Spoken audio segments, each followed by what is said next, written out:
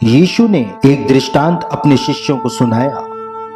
तब स्वर्ग का राज्य उन 10 कुंवारियों के समान होगा जो अपनी मशालें लेकर दूल्हे से भेंट करने को निकली। उनमें से 5 मूर्ख और 5 समझदार थीं। मूर्खों ने अपनी मशालें तो ली, परंतु अपने साथ तेल नहीं लिया। परंतु समझदारों ने अपनी मशालों के साथ अपनी कुप्पियों में तेल भी भर लिया।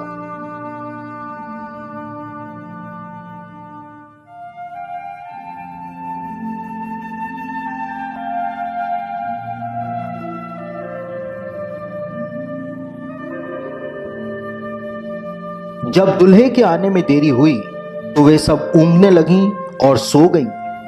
आधी रात को धूम मची, देखो दूल्हा आ रहा है, उससे भेंट करने के लिए चलो। तब वे सब कुंवारियां उठकर अपनी मशालें ठीक करने लगीं। और मूर्खों ने समझदारों से कहा, अपने तेल में से कुछ हमें भी दो, क्योंकि हमारी मशालें बुझी जा रही हैं। परंतु समझदारों ने उत्तर दिया, कदाचित यह हमारे और तुम्हारे लिए पूरा ना हो। भला तो यह है कि तुम बेचने वालों के पास जाकर अपने लिए मोल ले लो। जब वे मोल लेने को जा रही थीं, तो दूल्हा आ पहुंचा।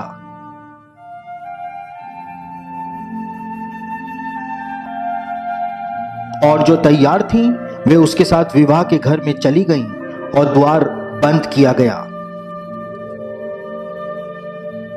इसके बाद वे दूसरी कुंवारियां भी आकर कहने लगीं, हे स्वामी, हमारे लिए द्वार खोल दे। उसने उत्तर दिया, मैं तुमसे सच कहता हूं, मैं तुम्हें नहीं जानता। इसलिए जागते रहो, क्योंकि तुम ना उस दिन को जानते हो, ना उस घड़ी को।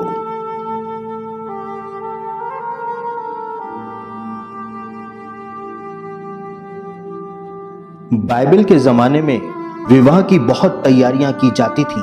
ये 10 कुंवारियां वास्तव में दुल्हन नहीं थीं, बल्कि ये दुल्हन की सहेलियां थीं, जो दुल्हन के साथ विवाह की तैयारियां करवा रही थीं। बाइबल के जमाने में दुल्हन की तैयारियां करवाने के लिए उसकी 10 सहेलियों को ही रखा जाता था, क्योंकि यह उस समय का एक कस्टम हुआ करता था और एक स्टैंडर्ड भी माना जाता था।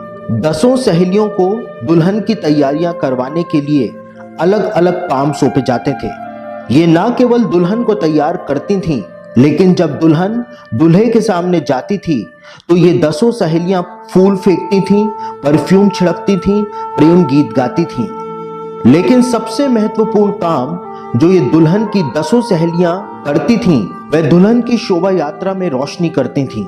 और यह रोशनी साधारण लैंप से नहीं की जाती थी, क्योंकि साधारण लैंप्स सिर्फ 1 या 1.5 घंटे ही जल सकते थे। इसलिए शोभा यात्रा में रोशनी के लिए मशालों का उपयोग किया जाता था, और इन मशालों पर बार बार जैतून का तेल डाला जाता था ताकि ये मशालें बुझ न जाएं।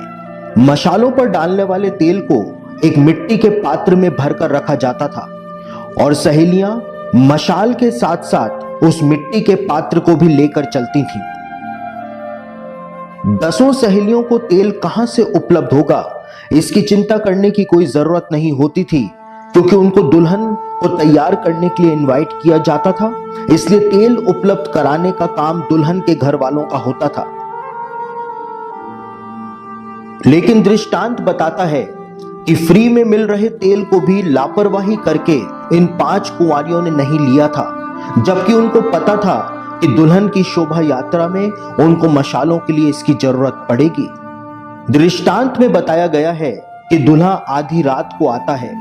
बाइबल के जमाने में जब दूल्हा दूर के गांव से बारात लेकर आता था, तो उसे आते आते आधी रात हो जाया करती थी। दृष्टांत से पता चलता है कि इन 10 सहेलियों को पता था कि दूल्हे को आने में देर हो जाएगी, क्योंकि वो दूर के गांव से आ रहा है।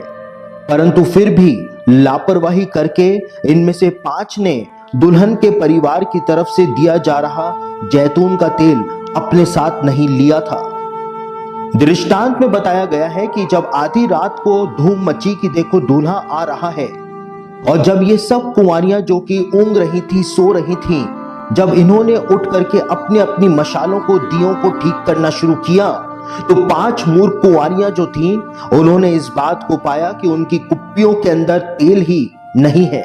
और ये 5 मूर्ख कुंवारियां उन 5 समझदार कुंवारियों से तेल जो है वो मांगने लगी। लेकिन दृष्टांत बताता है कि 5 समझदार कुंवारियां दूसरी 5 मूर्ख कुंवारियों को यह सलाह देती हैं कि हमारे पात्र का तेल पर्याप्त नहीं होगा, तुम जाकर बेचने वालों से तेल ले आओ, अर्थात दुल्हन के परिवार वालों से कहो कि वो तुम्हें शोभा यात्रा के लिए और तेल प्रदान कर दें।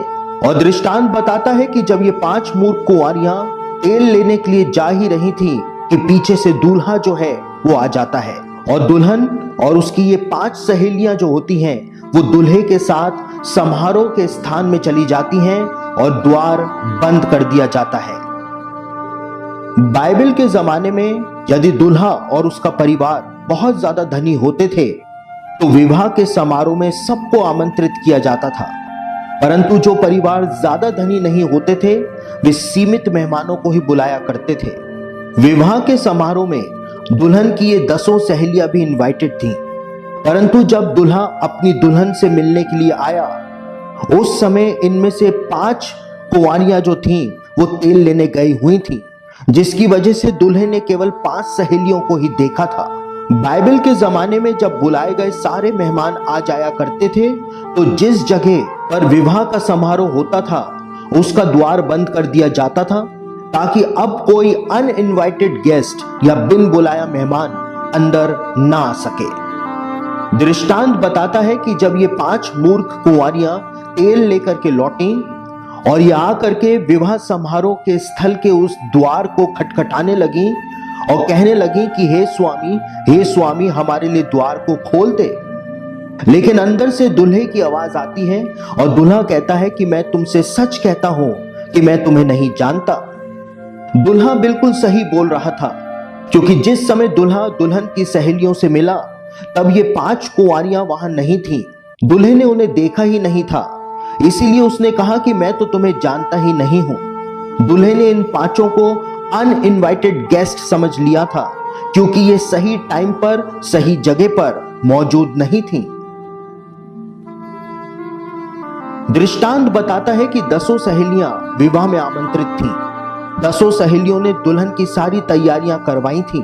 10 ने उनको दिए गए काम को बखूबी पूरा किया था। 10 को अपनी जिम्मेदारियों के बारे में पता था, लेकिन थकान से 10 सहेलियां थक कर सो गई थीं। बहुत ही गौर करने वाली बात यह है कि यीशु द्वारा अपने शिष्यों को यह दृष्टांत उस समय सुनाया गया था जब यीशु उन्हें अंत के दिनों की भविष्यवाणियां बता रहा था। भविष्यवाणियों के इसी क्रम में यीशु ने अपने शिष्यों को यह दृष्टांत भी सुनाया था, यानी साफ तौर से यह दृष्टांत अंत के दिनों के विश्वासियों की परिस्थिति को दर्शाने के लिए यीशु ने प्रदान किया था। दरअसल इस दृष्टांत में बताई गई दुल्हन कलीसिया का प्रतीक है तथा 10 कुंवारियां या दुल्हन की 10 सहेलियां परमेश्वर के उन सारे सेवकों के प्रतीक के रूप में सामने आती हैं जिन्हें यीशु की दुल्हन अर्थात कलीसिया को विवाह के लिए तैयार करने की जिम्मेदारी सौंपी गई है। यीशु ने दृष्टांत में एक संकेत दिया कि जिस प्रकार इन 10 सहेलियों ने अपनी पूरी जिम्मेदारी को निभाया था और दुल्हन की सारी तैयारियां करवाई थी, परंतु इनमें से 5 सहेलियों ने फ्री में मिल रहे तेल को लापरवाही करके साथ नहीं लिया था। उसी प्रकार से यीशु ने दृष्टांत में संकेत दिया कि अंत के दिनों में परमेश्वर के कितने सेवकों के साथ भी ऐसा ही होगा। जिस प्रकार इन 10 सहेलियों ने किया था, आज कितने प्रभु के सेवक जिम्मेदारी के साथ यीशु की दुल्हन को तैयार करने में लगे हुए तो हैं, पर उनमें से कितने अपने आप को यीशु के दूसरे आगमन के लिए तैयार कर रहे हैं। बाइबल में तेल पवित्र आत्मा का और आत्मिक जीवन का प्रतीक बताया गया है। 5 मूर्ख कुंवारियों ने भी जिम्मेदारी के साथ दुल्हन की तैयारियां करवाई थी, लेकिन ये दूल्हे के आगमन को लेकर लापरवाह थी। उसी प्रकार आज कितने सेवक और कितने मसीही विश्वास योग्यता के साथ यीशु की दुल्हन को तैयार तो कर रहे हैं, परंतु उनके आत्मिक जीवन यहीं तक सिमट कर रह गए हैं। वो बस अपने आत्मिक जीवन के द्वारा दूसरों को तैयार करने में लगे हुए हैं और पवित्र आत्मा के सामर्थ्य के द्वारा खुद के आत्मिक जीवनों की तैयारी में लापरवाही कर रहे हैं। उनको पता है कि यीशु के वापस आने पर हर विश्वासी अपने व्यक्तिगत आत्मिक जीवन के आधार पर ही धर्मी ठहरेगा, परंतु इसके बावजूद उन्होंने अपने आत्मिक जीवन को दूसरों की तैयारी तक ही सीमित कर दिया है।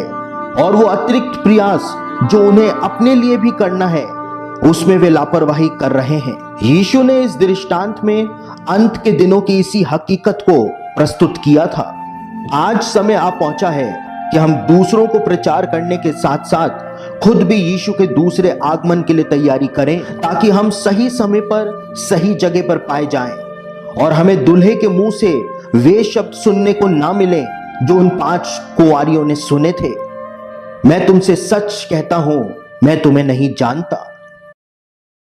जिसके कान हो वह सुन ले कि आत्मा कलीसियाओं से क्या कहता है।